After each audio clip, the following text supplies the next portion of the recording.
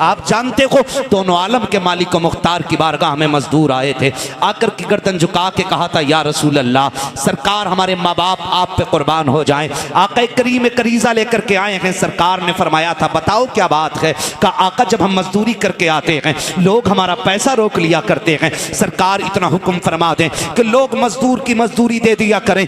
मेरे नबी ने कहा था, अभी कहाँ से आ रहे हो? कहा, सरकार मजदूरी करके आ रहा हूँ। मेरे नबी को उसकी मजदूरी पे इतना प्यार आया, कहा मैं तुझसे मुसाफा करना चाहता हूँ। उन्होंने हाथ पीछे कर लिए। सरकार मेरे हाथ आपको दिखाने के लायक नहीं है। मेरे नबी ने कहा था, मेरे सहाबी क्या हो गया है? उन्होंने हाथ आगे करते करते कहा था, सरकार मेरे हाथ में छाले पड़ गए हैं। आका, कहा आपके हाथ हैं? कहा मजदूर के हाथ हैं। तब मेरे नबी ने मजदूर को इज्जत अता फरमाई थी। कहा तेरे हाथों को देख के मेरा जी चाहता है कि तेरे हाथों को बोसा दे दूं। आका करीम ने फरमाया था, सुन, आज अगर तू सिर्फ मजदूरी की बात कर रहा है, एक ऐलान तो मेरा ये है कि लोगों मजदूर की मजदूरी पसीना सूखने से पहले दे दिया करो। और दूसरा ऐलान ये है कि जो ईमानदारी के साथ मजदूरी करेगा, आका कहते हैं अल कासिबु हबीबुल्लाह, कयामत में अल्लाह की हबीबों की जमात में उठाया जाए। सुभान अल्लाह, जिंदाबाद। ये इज्जत मेरे हुजूर अता फरमा रहे। और हमने क्या किया? हमने क्या किया? मजाल है कोई जरा सा मुखिया बन जाए, मुखिया 4 वोटों की भीख पे, तो बड़े से बड़े इज्जतदार के आगे टांग पे टांग रख के बैठता है। कोई औकात नहीं है आपकी जनाब। ये भीख में मिली हुई कुर्सी किसी भी दिन जा सकती है, लेकिन एक जो इज्जतों की कुर्सी रब ने अता फरमाई है ना, उस कुर्सी की कोई टांग नहीं तोड़ सकता है। बड़ा जब भी आए ना, उसकी इज्जत किया करो। हुजूर ने फरमाया, जिसने सफेद बालों वाले की इज्जत की, गोया उसने मदीने वाले मोहम्मद की इज्जत कर ली है। इतनी इज्जतें कौन अता फरमाएगा? ये हमारे नबी ने इज्जतें अता फरमाई। खुदा का वास्ता कोई काम ऐसा ना करना कि रब को बुरा लग जाए। अगर वो नाराज हो गया ना, तो फिर सारे करे धरे पे पानी फिर जाएगा। सारे करे धरे पे हम सोचते ही नहीं, कभी बात बात में ना कभी भी किसी को जलील कर देते। इसलिए मैं नौजवानों से कहना चाहूँगा, हम सारे आला हज़रत वाले लोग हैं ना। कितने लोग आला हज़रत वाले हाथ उठा देंगे? सुभान अल्लाह, है ना। जब हम आला हज़रत को मानते हैं तो आला हज़रत की भी माननी चाहिए। माननी चाहिए कि नहीं भाई? डर गए नहीं ना, तो फिर बोलें।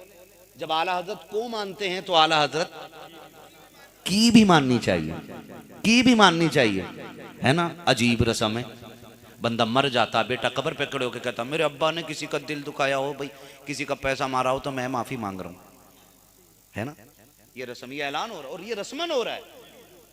अगर कोई निकल के कहते तेरे बाप ने मेरे थप्पड़ मारा था, मैं तेरे मारूंगा, लगवा गई नहीं, है ना। ये हो रहा है ऐलान, रस्म चल रही है। भाई मेरे अब्बा पे किसी का हक हो, मैं देने के लिए तैयार हूं। जब बंदा ये कहता है ना, तो मशीयत का नकीब आवाज देके कहता है, सुन, रजिस्टर बंद हो गया है, अब आज मेरे बंदे का सामना होगा, बीच में तू ना आ। आज तेरी माफी से क्या होता है?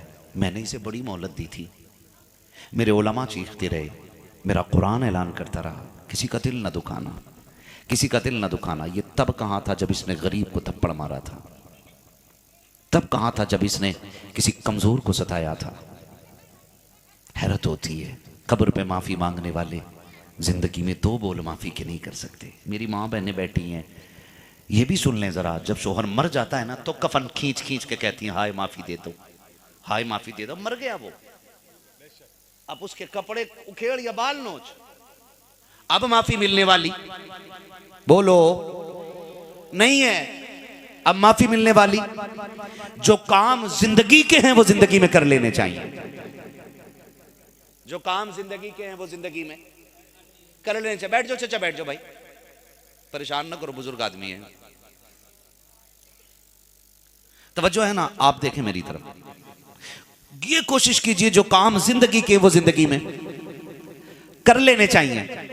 आज तो माफ कीजिएगा, अगर गैरत रह गई है तो गरीबों में रह गई है। लोग जितने बड़े अमीर होते जा रहे हैं, उतने बड़े बेगैरत होते जा रहे हैं। फैशन का नंगा नाच जो अमीरों में नाचा जा रहा है, कम से कम गरीबों में फिर भी खैर है। जोड़ा 18,000 का, बदन फिर भी नंगा, और बाप फख्र से कह रहा बेटी ने 18,000 का जोड़ा खरीदा है। शर्म आनी चाहिए हमारी कौम को, गैरत आनी चाहिए हमारी कौम को। खुदारा ख्याल करें, ख्याल कीजिएगा।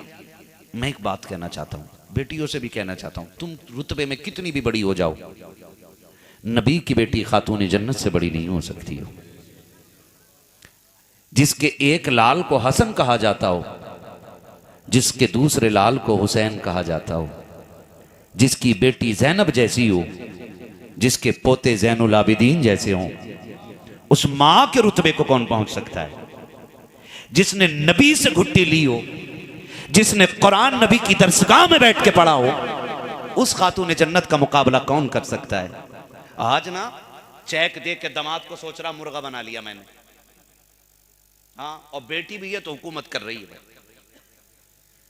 खुदा के वास्ते मैं बेटियों से कहना चाहूंगा और बेटों से भी, दोनों से कहना चाहूंगा, ये रिश्ते जो है ना, न ये धौंस से चल सकते हैं, न ये डंडे के जोर से चल सकते हैं, और न ये पैसे के वजन से चल सकते हैं। अगर ये चल सकते हैं तो मदीने वाले के करम से चल सकते हैं। हम अपनी बेटियों को कनीज़े फातिमा ज़हरा बनाएं, हम अपने बेटे को गुलाम हैदर कर्रार बनाएं। हमारे बेटों की रविश में अबू बकर सिद्दीक की झलक आनी चाहिए। हमारे बेटों के किरदार में फारूक आजम का किरदार होना चाहिए।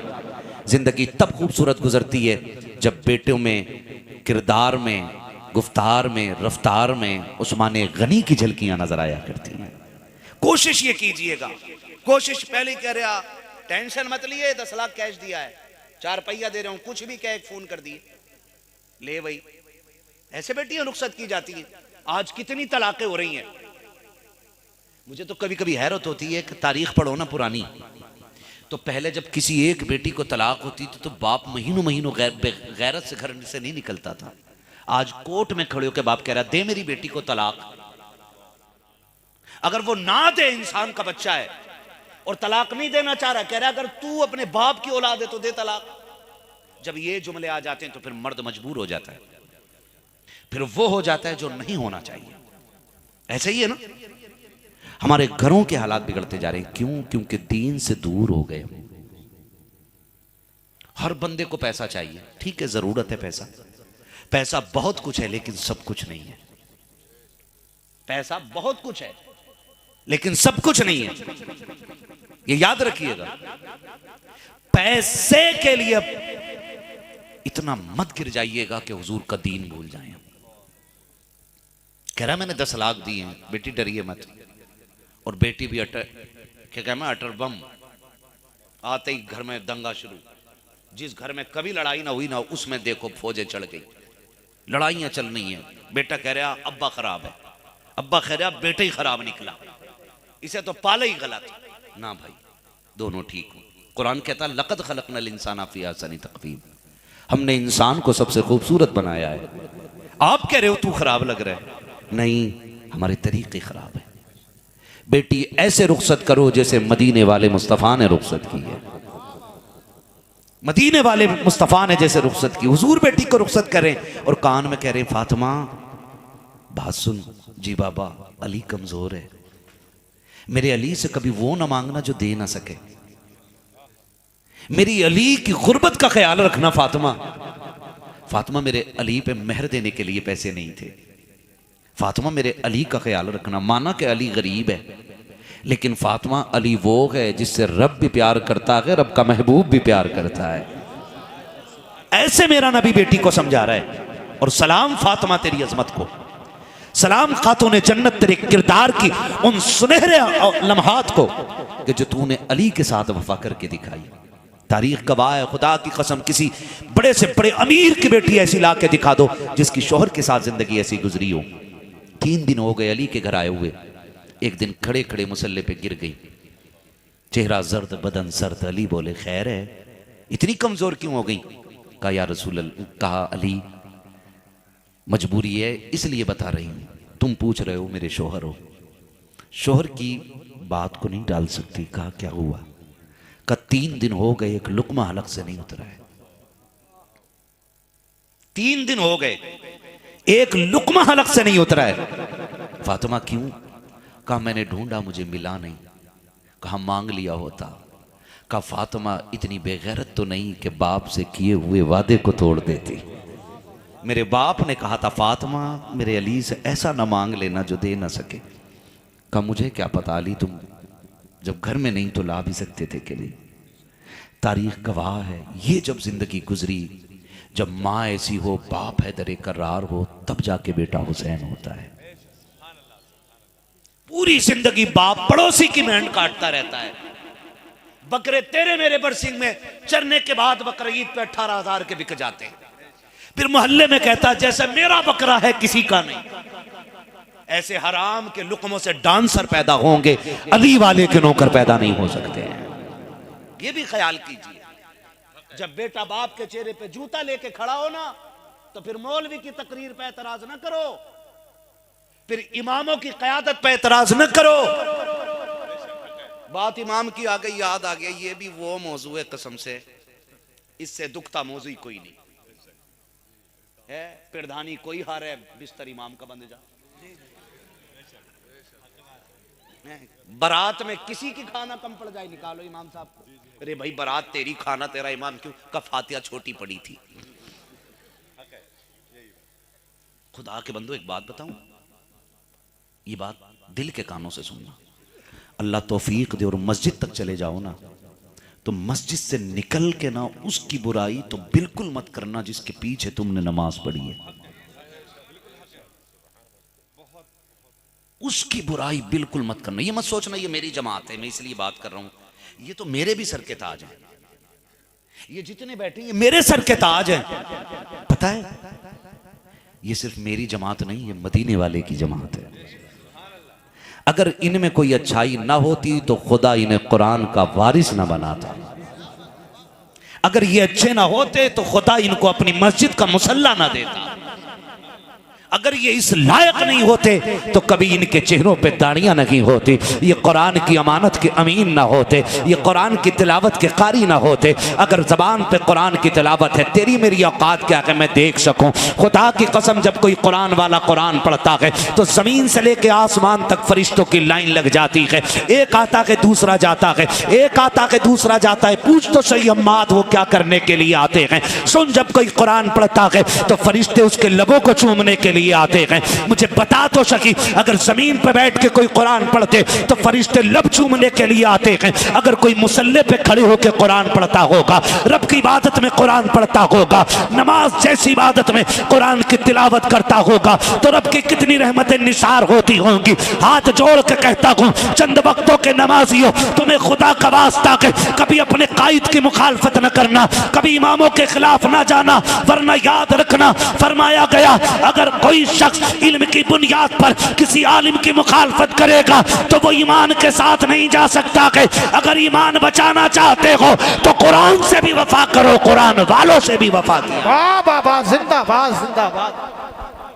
हाँ, सबसे कमजोर मुद्दा जिसकी कहीं नहीं चलती, बुद्धा लुल्लू लंगड़ा लुल्लू, वो भी आके करे इमाम साहब लोटा कैसे पड़ा, तेरे बाप का नौकर है इमाम। मस्जिद किसका घर है बोलो, वो बोले जो जुम्मे जुम्मे जाते हैं। किसका घर है? बहुत कम जुम्मा पढ़ते हैं लोग, इस पे तो सभी को बोलना था। अच्छा वो बोले जो हर ईद में जाते हैं नमाज पढ़ने। अल्लाह मस्जिद किसका घर है? सारे बोलो किसका? अल्लाह का घर है। तो यहां ड्यूटी किसकी होनी चाहिए? बोले सबकी होनी चाहिए ना। लोटा रखा है, मिट्टी लगी है, हालत देखो। जुम्मे में आ रहा खाली, जुम्मे में कलफ लगे कपड़े पहन के कॉलर खड़ा करके कह रहा ओहो धूल बहुत है, फूंके मार रहा। इमाम साहब काय के पैसे दे रहे हैं तुम्हें? तेरे बाप का नौकर है इमाम। और मैं अपनी जमात से भी कहना चाहूंगा, सोशल मीडिया के जरिए दुनिया देख रही है, मैं सबसे कहना चाहूंगा जहां इल्म की इज्जत ना हो ना वहां से हट जाओ। सीधी सी बात, आपकी बात नहीं कर रहा हूं, जहां इल्म की इज्जत ना हो वहां से हट जाओ। जो कौम कुरान की नहीं होगी वो तुम्हारी भी नहीं होगी, है ना। तो फूंक मार के कह रहा इसमें धूल उड़ रही है। अल्लाह के बंदे, घर किसका है? अल्लाह का है। कम से कम तू ही अपने कंधे के रुमाल से धूल साफ कर दे। तू कहेगा तेरा रुमाल कीमती है, मैं कहता हूं इस रुमाल पे लगी गर्द लोटे 2 लोटे पानी से धुल जाएगी, लेकिन जब कोई मस्जिद की सफाई करता है अल्लाह उसके दिल की सफाई कर दिया करता है। वाह वाह वाह, सुभान अल्लाह, सुभान। उसके दिल की सफाई कर दिया करता है। लेकिन भलाओ भाई, नाराज ना होइएगा, अल्लाह कादिर मुतलक है।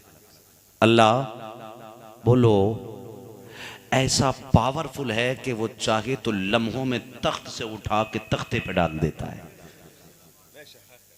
रब कौन है? वही है ना जो कभी यूसुफ को कुएं में डलवाता है, कभी कैद खाने तक ले जाता है और कभी वहां से उठा के मिस्र के तख्ते शाही पे बैठा देता है। कौन है? यही है ना रब। कभी मछली के पेट में डालता है, कभी हिफाजत कराता है, फिर उसी मछली को हुक्म देता वही बाहर ला के देती है। कौन है? रब है ना। बोलो कौन है? रब है जी। हम तो थोड़े से जरीबी हो गए, हमने मिंबर से बैठ के कह रहे हैं ना मुझे देख के जहन्नम को भी आ गया पसीना, तो जो चरस पी रहा ना वो भी कह रहा हाँ हाँ मुझे देख के पसीना आ गया। चरस ही है,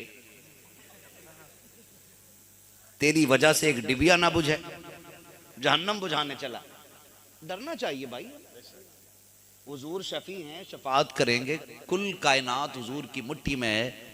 लेकिन एक बात बताओ ना, जब किसी से नाराज हो ना कोई, के अब्बा से क्यों नहीं बोलते कि यार नाराज है? जहां ना के गैरत आती है। क्या? क्योंकि काम ही ऐसा कर दिया ना कि अब्बा का सामना नहीं होता। एक छोटी सी नाफरमानी करके अब्बा का सामना नहीं होता, पूरी जिंदगी हुजूर की नाफरमानी करके क़यामत में हुजूर का सामना कैसे होना है? कभी ये सोचा करें। हुजूर के लिए करें, हुजूर के लिए करें। कमी रह जाएगी तो फिर हुजूर है ना, कमी रह जाएगी। बरेली से आवाज आती है वो तो निहाया सस्ता सौदा, हम मुफलिस क्या मोल चुकाएं अपना। सुभान अल्लाह। नौजवानों को नाते याद है ना, यही होना चाहिए। अपना हाथ ही खाली है। कोशिश ये करें अल्लाह को राजी कर लें, कोशिश ये करें अल्लाह कादिर मुतलक है। किसी को 10 रुपए बुरे लग रहे हैं तो मेरे हाथ से ले जाए। बड़ी घूर के देखा कुछ लोगों ने इस नोट को। इमाम साहब तो नहीं, आप नहीं है ना इमाम साहब, गांव के आदमी तो ठीक है, वरना कई बार लोग सोचते रहे इमाम साहब पे आए कहां से पैसे। हाँ। नाराज तो नहीं है ना आप लोग? कोशिश ये कीजिएगा कि अल्लाह हमें तौफीक दे और हम मस्जिद तक चले जाएं ना, उससे रो के कहे मालिक तौफीक भी तूने दी है ना, इन सजदों को कबूल कर ले अपने करम से। ये कोशिश किया करो। ये नहीं कि भाई मैंने देखा ऊंट आई लिया इमाम का, तू नमाज पढ़ लेता कि वहां पे झुक्की मार रहा था। कंडीशन हमारी इबादतों की देखें ना, किया करो। तवज्जो है सारे लोगों की। कहां खोले हैं गेसू यार ने, खुशबू कहां तक है। तो कोशिश ये करेंगे हम कि हम मस्जिदों में जाएंगे इंशाअल्लाह, जाएंगे इंशाअल्लाह। इस पे भी सोच के बोलना पड़ रहा है। अगर कहीं की छड़ी है, कहीं का मेला हो ना, पूरा पूरा गांव साहब,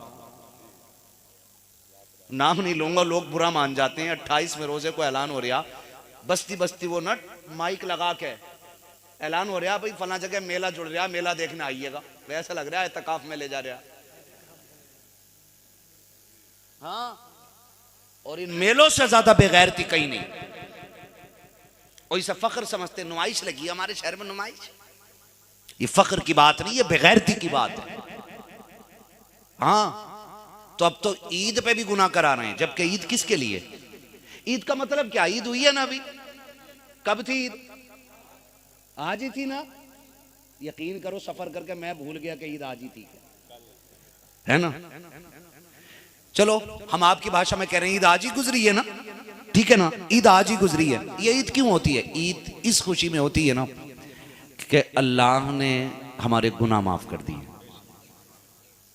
इस चीज की खुशी है ना, इस चीज की खुशी है। और उसमें भी बंदा गुनाह करने जा रहा, तो सोचना तो बनता है हम कहां खड़े हैं आकर के। तो बस तवज्जो करें, मस्जिद में जाएं। फरमाया गया है जिसकी दुआएं कबूल ना होती हो ना, तो वो मस्जिद में झाड़ू लगाया करे, अल्लाह दुआएं कबूल कर लेगा। कह रहा मैं बतेड़ी दुआएं मांग रहा हूं, कबूल ही ना हो रही। पता ना क्यों ना हो रही मौलाना, पता ना क्यों ना हो रही। इनसे कह रहा लंबी दुआ कर दियो, लंबी। हजरत मूसा, बारिश नहीं हो रही, पूरी कौम लेके निकल आए। नबी दुआ कर रहा है, उम्मती आमीन कह रहे हैं, बारिश नहीं हो रही। परेशान हो गए, मालिक बताना बारिश क्यों नहीं हो रही।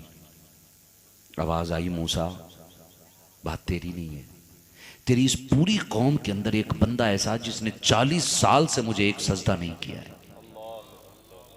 एक बंदा ऐसा है जो मेरा इतना बड़ा दुश्मन है कि उसने एक सजदा मुझे नहीं किया।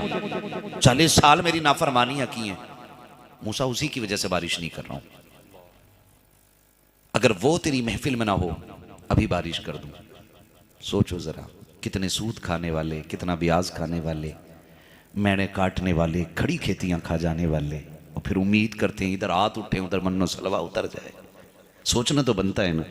मूसा एक बंदा बैठा है, बड़ा गुनाहगार है, 40 साल मेरी नाफरमानी करते हो गई, मुझे एक बार रब मान के सजदा नहीं किया उसने, मैं कैसे बारिश कर दूं।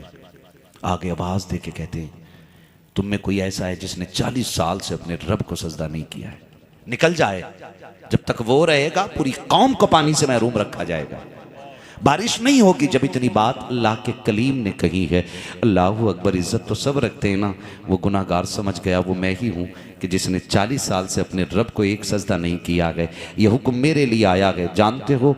उसने अपनी गर्दन अपने घुटनों के बीच में डाली, आंखों में आंसू भर लाया, कहने लगा, मालिक आज रुसवाई से बचा ले, मैं वादा करता हूँ कभी तेरी नाफरमानी नहीं करूँगा। इतना कह के अभी आंसू ढलक के रुखसार पे आया कि झमझम बारिश शुरू हो जाती है। अल्लाह के कलीम ने कहा, मालिक मामला समझ में नहीं आया, न कोई गया न कोई आया, तूने तो कहा था वो मेरा नाफरमान बंदा अगर मेरी तेरी महफिल से उठ जाएगा तभी बारिश की जाएगी। मेरे मालिक बता तो सही, ना कोई आया है ना कोई गया है, बारिश कैसे कर दी गई है। रब ने फरमाया, मूसा जिसकी वजह से बारिश नहीं हो रही थी उसी की वजह से बारिश कर दी गई है। ए मेरे मालिक बता तो सही, इतनी देर में क्या हो गया है। कहा, मूसा ये मेरा और मेरे बंदे का मामला है, उसने रो के मुझसे तन्हाई में दिल में तौबा कर ली है, मैंने उसके गुनाह को माफ कर दिया है, मैंने उससे समझौता कर लिया है, उसने मुझसे समझौता कर दिया है, इसलिए बारिश कर दी गई है। रब से कहते, मालिक बता तो सकी, मुझे कम से कम नाम तो बता दे। रब ने फरमाया, मूसा ये पर्दे नहीं उठाए जाएंगे। कहा, किस लिए? कि जरा देख तो सकी, जब वो हमारा दुश्मन था तब हमने पर्दे नहीं उठाए गए, अब तो दोस्त हो गया है, अब कैसे पर्दे उठाए जा रहे। बाबा नारे तकबीर, नारे रिसालत, बस लगे आला हजरत, जिंदाबाद जिंदाबाद। अपने रब से रिश्ते मजबूत करने बस। रब बड़ा करीम है, हमें आने में देर लगेगी, उसे माफ करने में देर नहीं लगेगी। सुने, रब 70 माओं से ज्यादा प्यार करता है। बोलो सुभान अल्लाह। मैं जानता हूं मैं आपको चटकुले नहीं सुना सकता, मैं आपका मन नहीं बहला सकता, मैं यूं समझे मैं वो कड़वी दवा हूं जो हर किसी के हलक से नहीं उतरती, मगर मैं इतना कहना चाहूंगा, खुदारा आज मुझे बर्दाश्त कर ले। हो सकता है ये बातें कब्र में भी काम देने लग जाएं। हाँ, तौफीक अल्लाह देता है, बस जिस दिन उसका करम हो गया दिल भी बदल जाएंगे और उसूल भी बदल जाएंगे इंशाअल्लाह। अपने रब से रिश्ते मजबूत करें नौजवानों। रब कितनी माओं से ज्यादा प्यार करता है? सुभान अल्लाह। कितनी माओं से? पीछे जो मेरे भाई खड़े वो भी बोलें, कितनी? 70 माओं से ज्यादा प्यार करता है। एक बेटा एक बार सोते हुए कह दे, माँ कितनी गहरी नींद में हूं, मैंने देखा है, माँ कितनी भी गहरी नींद में हो। हमको माँ का तो होश नहीं रहा है ना, लेकिन हम अपने बच्चों को देखते हैं। आप भी गौर किया करो, आप अपने बच्चों के बचपन में अपना बचपन ढूंढा करो। ये नहीं कि आपका लाल लाल है और आपके बाप का लाल लाल नहीं है। माफ कीजिएगा, कितने लोगों ने बाप के इंतकाल का स्टेटस लगाया अभी, है ना?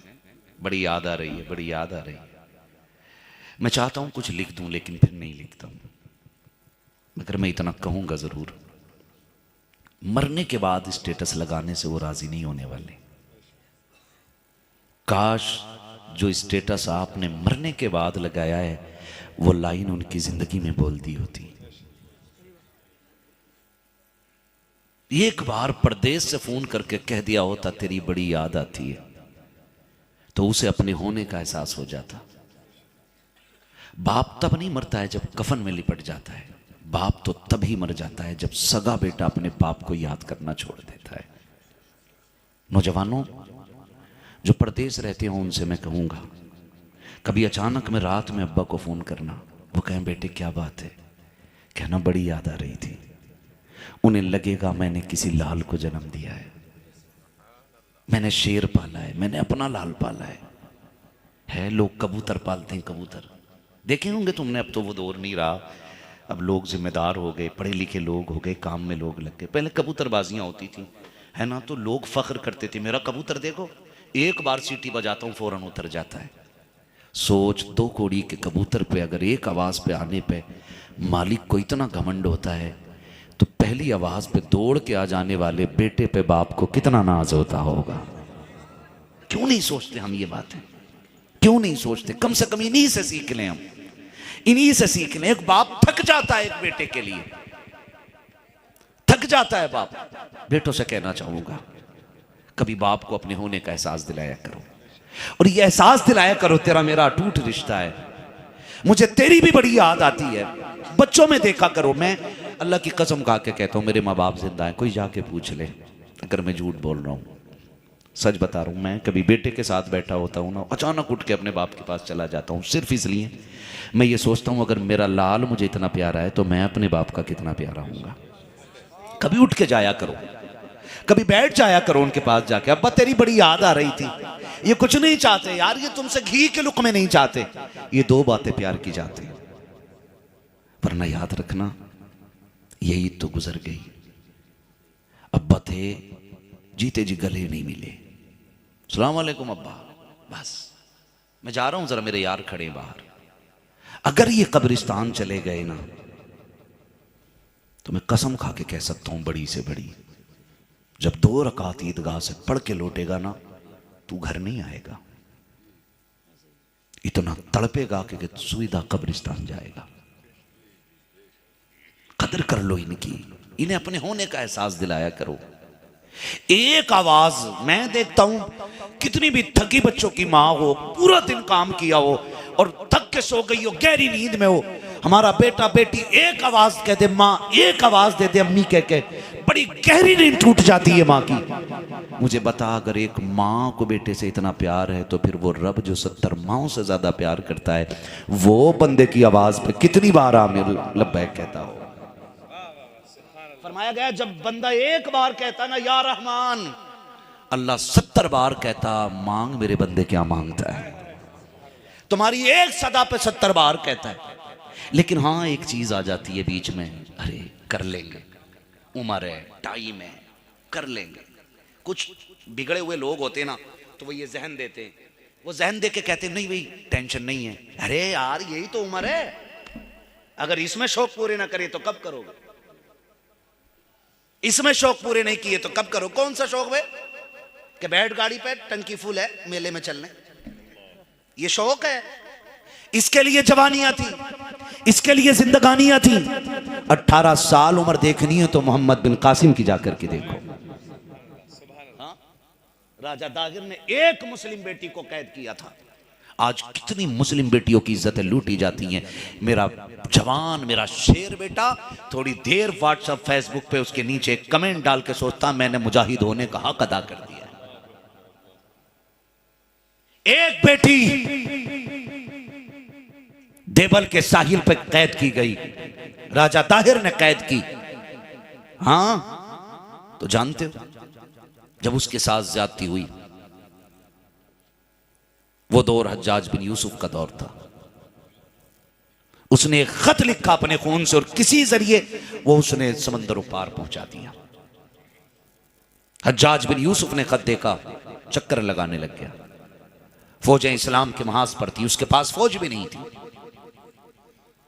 जब उसको चक्कर लगाते देखा तो 18 साल का जवान भतीजा मोहम्मद बिन कासिम, सुने जवानी किसे कहते हैं, आज तो मेरा जवान अल्लाह खैर करे पबजी में मर गया। फ्री फायर में, फ्री फायर है कि फ्री फायर है, फ्री फायर, हाँ उसमें ना 6-6 टोली बना के बैठ जाते हैं बेगैरत, कुट कुट कुट कुट, ऐसा शोर के समझ में नहीं आ रहा, इन्हें पता ही नहीं महीना कौन सा।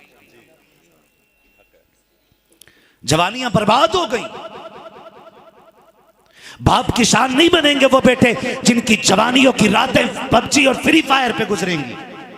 बाप की शान वो बेटे बनेंगे जिनकी जिंदगी या तो मुसल्ले पे गुजरेंगी या कुरान के आगे तिलावत करते हुए गुजरेंगी। ये याद रखिएगा मेरी बात। तारीख में उनका नाम नहीं लिखा जाता है जिन्हें अपनी कदर मालूम ना हो। तारीख उन्हीं लोगों को दोहराती है जो अपनी तारीख खुद लिखने के कादिर हो जाया करते हैं। 18 साल कोई उम्र ज़्यादा है। आज 18 साल किसी कह दो तेरे लड़के ने खड़े होकर पेशाब किया तो 18 साल के लड़के का बाप कह रहा अरे बालक ही तो है भैया, ये बड़ा कब होगा? ये कंडीशन हमारी कौम की है। सुने जरा जवानों, अल्लाह हमें गैरत के नाखून अता फरमाए। मोहम्मद बिन कासिम ने 18 साल की उम्र में चचा को देखा, चक्कर लगा रहे, इधर से उधर के चक्कर है। आके कहा चचा खैर है, क्या बात है, परेशान लग रहे हो? उसने कहा एक खत आया है, समंदर पार से बेटी ने भेजा है, गैरों ने कैद कर लिया है। मोहम्मद बिन कासिम ने कहा इजाजत हो तो खत मैं पढ़ के देख लूं। अल्लाह अकबर, ऐसे गैरतमंद होते थे रात के 3 बजे लेट करके रील देखने वाले बेटों की आंखों में गैरत नहीं रहा करती है, जो चुप चुप के रजाई में मुंह देख करके मोबाइल चलाते हो, उनकी निगाहों से गैरत के पर्दे उठ जाया करते हैं। 18 साल के जवान ने उस खत को पढ़ा था, पढ़ते पढ़ते तड़प गया था। का चचा बता तो सही, इस खत को पढ़ने के बाद तूने क्या फैसला किया है? तब चचा ने हज्जाज बिन यूसुफ ने कहा था मेरे शहजादे अगर फौज होती तो अभी चला जाता, मगर क्या कर सकता हूं, मेरे पास फौज नहीं है। सुनो 18 साल के भतीजे का जवाब, कहा था चचा अगर तेरे पास फौज नहीं है कम से कम गैरत तो मौजूद होगी, ये बता तू चल के जाता है या 18 साल का तेरा भतीजा जाएगा? चचा ने हैरत से देख के कहा था समंदरों का सीना कैसे चीरेगा, तू अरब की धरती पर है, बेटी बेटी समंदरों के पार कैद है, क्या कर लेगा? का चचा इजाजत तो दे, 18 साल जिंदगी लगा दूंगा बेटी के नाम पे, तू बता तो सही तेरा क्या फैसला है? चचा ने कहा था जा तो जो तेरी मर्जी है कर ले। उसने खत हाथ में लिया था, जुमे का दिन आया, मस्जिद के मिंबर पे खड़े होके कहा लोगों नमाज के बाद कोई जाना ना की, एक जरूरी बात मुझे करनी है। 18 साल के जवान ने मिंबर पे खड़े होकर के ऐलान किया, कोई जूती छुपा के नहीं निकला था, कोई लुक के नहीं निकला था, कोई झुक के नहीं निकला था। किसी ने ये नहीं सोचा था मौलवी चंदा ना मांग ले, किसी ने ये नहीं सोचा था मस्जिद का काम ना ले ले, बल्कि सारों के सारे एक जगह बैठे रह गए। क्या 18 साल के जवान, क्या 25 साल के कड़ियल जवान, खुदा की कसम जिस सफ के अंदर 80 साल का बूढ़ा बैठा था उसी सफ के अंदर 8 साल का बच्चा भी बैठा रह गया था और सबकी निगाहें तक रही थी। कहाँ गया 18 साल का कासिम जिसने बैठने का हुक्म दिया है? थोड़ी देर गुजरी, मोहम्मद बिन कासिम मिंबर पे आए और आने के बाद आपने खत निकाला और निकालने के बाद कहा था मेरी कौम के गैरतमंद बेटो, एक प्रदेश में गिरी हुई बेटी ने एक खत लिख करके भेजा है, अपनी मजबूरी का फसाना लिखा है। मेरी कौम के जवानों खत पढ़ के सुना देता हूँ, फैसला करना तुम्हारा काम है। इतनी बात मोहम्मद बिन कासिम ने कही, खत पढ़ना शुरू किया है। तारीख गवाह है, उसमें लिखा हुआ था एक मजबूर और कैदी बेटी का सलाम उसकी कौम के गैरतमंद बेटों के नाम। नीचे लिखा हुआ था मुझको गैरों ने टेबल के साकिर पे कैदी बना लिया है, मेरी इज्जत का भी खतरा है, अगर मेरी इज्जत लुट गई तो मैं कसम खा के कहती हूँ कयामत में हाथ गिरबान पे डाल करके रब की बारगाह में ला के खड़ा करके कहूंगी कि मेरी इज्जतें लुट रही थी और ये बेगैरती की चादर ओढ़े हुए सो रहे थे। आपने इतना कहा है का बेटी ने इज्जत बचाने के लिए आवाज लगाई है, आपने खत समेटा और समेटने के बाद कहा था मेरी कौम के जवानों खत सुन चुके हो, बताओ तुम्हारा क्या फैसला है? मोहम्मद बिन कासिम अकेला उस बेटी को बचाने जा रहा है, तुम मेरे साथ हो के नहीं हो। तारीख गवाह है जब मोहम्मद बिन कासिम ने सबकी निगाहों में निगाह डाल करके पूछा था, एक एक बच्चे ने ये कहा था मोहम्मद बिन कासिम ये ना पूछ जाना है कि नहीं जाना है, ये बता इतना वक्त है कि घर जाकर के तलवारें संभाली जाए, इतना वक्त है कि नहीं कि ढालें उठा ली जाए? अगर इतना वक्त ना हो हम यकीन से तेरे साथ चलने के लिए तैयार हैं। खुदा की कसम 18 साल का जवान चंद आशिकों को लेकर के समंदर का सीना चीरते हुए सागिर पर पहुंचा टेबल के और जाकर के कैद खाने की ईंट से ईंट बजाई और जब बेटी को लेकर के चलने लगा किसी ने कहा था मोहम्मद बिन कासिम क्या तुझको डर नहीं लगा? इतना बड़ा समंदर पार कर आया, इतने बड़े राजा की फौज को तूने तहस नैस कर दिया, मारा भी तो जा सकता था। तो 18 साल के जवान ने कहा था मर जाता तो फख्र होता। कहा क्यों? कहा कि अगर मर जाता तो तारीख में लिखा जाता गैरतमंद भाई अपनी बहन की इज्जत बचाते हुए मर गया था। कम से कम बेगैरती की जिंदगी से इज्जत की मौत तो मिल जाती, मैं इसलिए पीछे नहीं हटा। जब आपने ये कहा कि ये मेरी बहन लगती है इसलिए बचाने चला आया, तो किसी ने कहा था तू कहाँ का रहने वाला, ये कहाँ की रहने वाली, ये तेरी बहन कैसे लगती है? तब मोहम्मद बिन कासिम ने कहा था मुंह बंद कर, एक रिश्ता वो होता है जो खून से बनता है, जिसे बाप बनाता है, मगर ये वो रिश्ता है जिसको रसूल पाक ने बना दिया। बाबा